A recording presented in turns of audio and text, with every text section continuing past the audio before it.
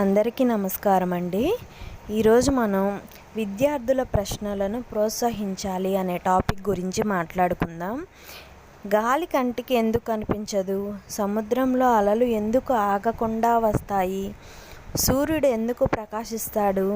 భూమి సూర్యుని చుట్టూ ఎందుకు తిరుగుతుంది?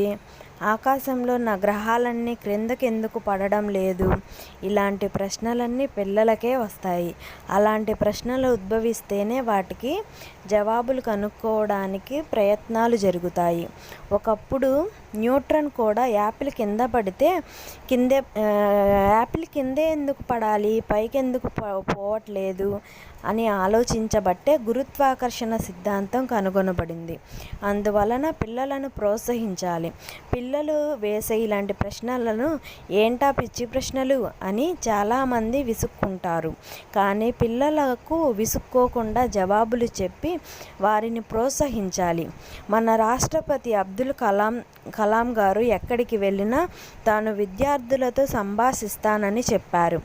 ఒకసారి ఆయన అస్సాం పర్యటనలో భాగంగా తేజ్పూర్ వెళ్ళినప్పుడు అక్కడ ఒక విద్యార్థి, సార్, మా బ్రహ్మపుత్రకు ఎప్పుడూ వరదలే, రాజస్థాన్కు ఎప్పుడూ కరువే, కాబట్టి ఎక్కువైన మా నీరును రాజస్థాన్కో తమిళనాడుకో ఎందుకు తరలించకూడదు?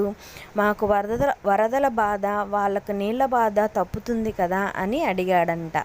ఆ ప్రశ్న విని కలాం గారు చాలా ఆశ్చర్యపోయారట. అప్పటి నుంచి ఎక్కడికి వెళ్ళినా విద్యార్థులతో సంభాషించడానికే ప్రయత్నిస్తానని కలాం గారు తాను రచించిన నవలలో చెప్పారు. ఇలా నవ్యమైన అద్భుతమైన ఆలోచనలు పిల్లలకే వస్తాయి. కాబట్టి ప్రశ్నించే పిల్లలను విసుక్కోకూడదు. స్కూళ్ళల్లో పిల్లలు ప్రశ్నించడానికి అనువైన వాతావరణాన్ని కల్పించాలి. పిల్లలు ప్రశ్నించేలా టీచర్లు, తల్లిదండ్రులు ప్రోత్సహించాలి.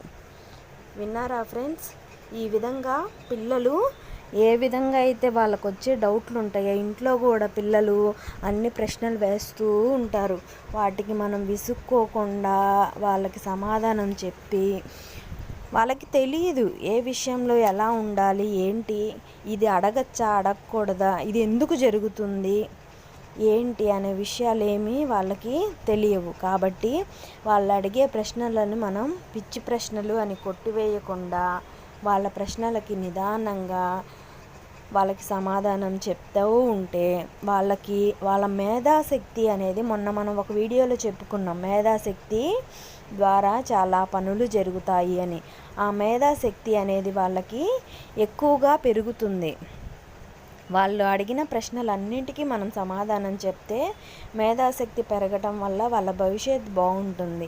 వాళ్ళకి గ్రహించే గుణం అనేది బాగా అలవాటు పడుతుంది.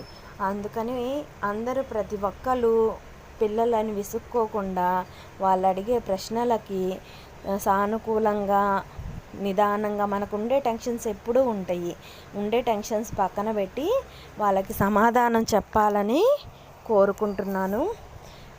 నా ఛానల్ ఫస్ట్ టైం చూస్తుంటే నా ఛానల్ని సబ్స్క్రైబ్ చేయండి.